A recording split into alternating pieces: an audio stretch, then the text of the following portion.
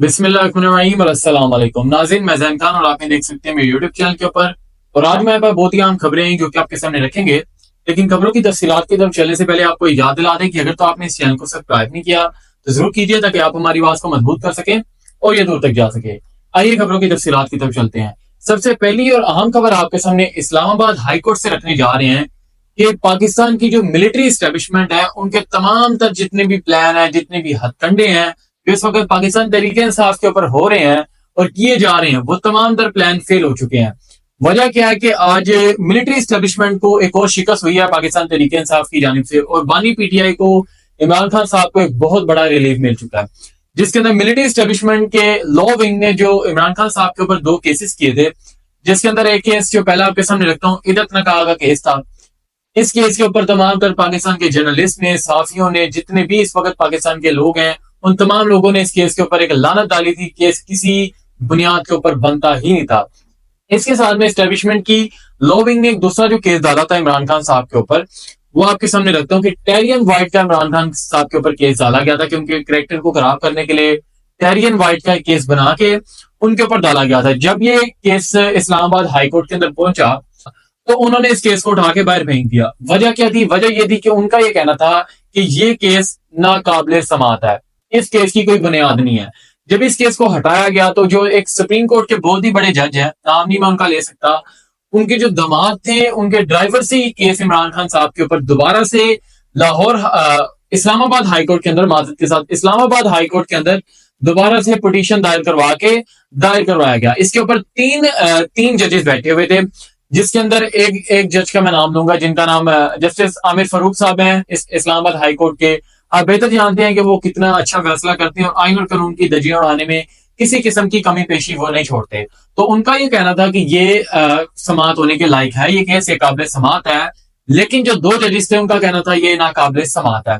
इसी केस के ऊपर इस केस की समाअत को मुलतवी कर दिया गया और रिंगते इस केस हमारा चलता रहा। और इसी केस के ऊपर ये 6 जजेस ने खत लिखा था कि किस तरीके से पाकिस्तान की जो मिलिट्री एस्टेब्लिशमेंट है, उनकी एजेंसीज ने पाकिस्तान के जो इस वक्त जजेस हैं उनको हिरास किया, उनको ब्लैकमेल किया, उनकी फैमिलीज को शौक दिए गए, उनके कमरों में कैमरे लगवाए गए। वजह क्या थी? यही वो टेरियन वाइट केस था जिसके मुतालिक इमरान खान के ऊपर गलत फैसले निकलवाना चाहती थी मिलिट्री एस्टेब्लिशमेंट, और हमारे जो जजेस हैं वो ये गलत फैसला नहीं करना चाहते थे। इसी के ऊपर जजेस ने स्टैंड लिया था, उन्होंने एक खत लिखा था जो इस वक्त पूरी पाकिस्तान की कौम में, पाकिस्तान की दुनिया के अंदर इस वक्त वो खत छाया हुआ है।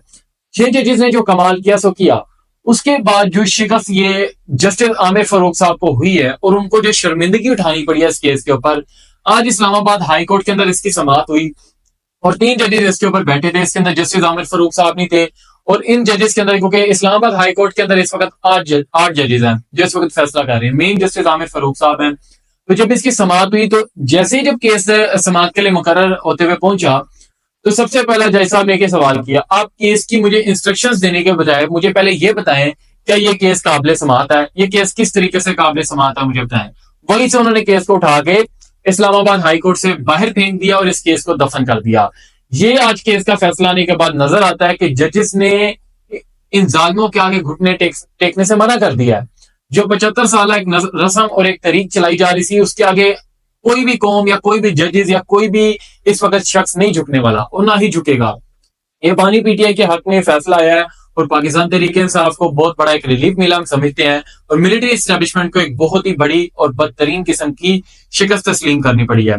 इसके साथ में एक और बहुत ही अहम खबर है कि इसाक डार को डिप्टी प्राइम मिनिस्टर लगाया गया था। आप जानते हैं कि नवाज शरीफ साहब की बहुत ही बड़ी एक ख्वाहिश थी कि चौधरी निजामुद्दीन ने उनकी ख्वाहिश को पूरा किया और इसाक डार को डिप्टी प्राइम मिनिस्टर लगाया गया। और उनकी तैनात के खिलाफ आज सिंध हाई कोर्ट के अंदर यह समाअत हुई थी, जिसके अंदर सिंध हाई कोर्ट के अंदर भी और दीगर जो हाई कोर्ट्स हैं वहां पे भी इस चीज की समाअत जारी है। तो अदालत ने 12 जून को इनसे मुतालबा कर दिया हुकूमत से कि आप हमें बताएं कि एक डिप्टी प्राइम मिनिस्टर को लगाने का क्या मतलब है, जिस डिप्टी प्राइम मिनिस्टर के ऊपर हर महीने का 90 लाख रुपया खर्च हो रहा है सिर्फ उसके नाम के ऊपर। इसको क्यों लगाया गया, किस बुनियाद पे लगाया गया, किसके कहने पर लगाया गया, इसका हमें जवाब दें। और हुकूमत से अदालत ने यह मुतालबा किया कि 12 जून को वो इस चीज का जवाब अदालत के अंदर दें आकर और बताएं कि किस तौर के ऊपर इनको डिप्टी प्राइम मिनिस्टर लगाया गया।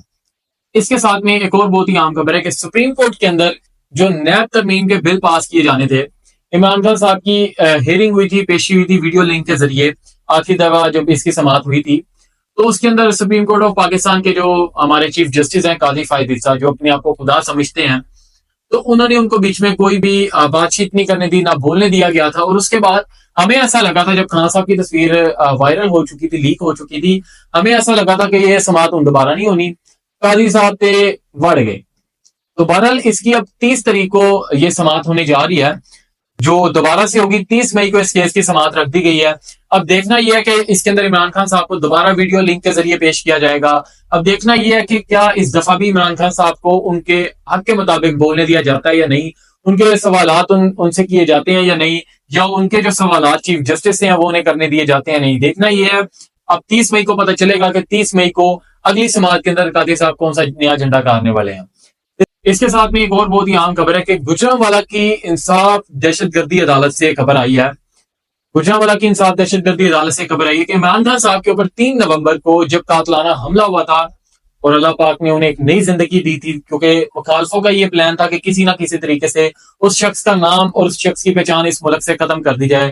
لیکن وہ کہتے ہیں کہ ایک پلان اللہ بناتا ہے اور ایک انسان بناتا ہے، کامیاب صرف اللہ کا پلان ہوتا ہے. تو جن لوگوں نے عمران خان صاحب کے اوپر فائرنگ کی، ایک ایکس پرائم منسٹر کو، سابقہ وزیر اعظم کو مارنے کی کوشش کی، جان سے مارنے کی کوشش کی، ان کو آج عدالت نے باعزت بری کر دیا. کیا کہہ کے جی کہ کوئی ثبوت ہی نہیں ہے.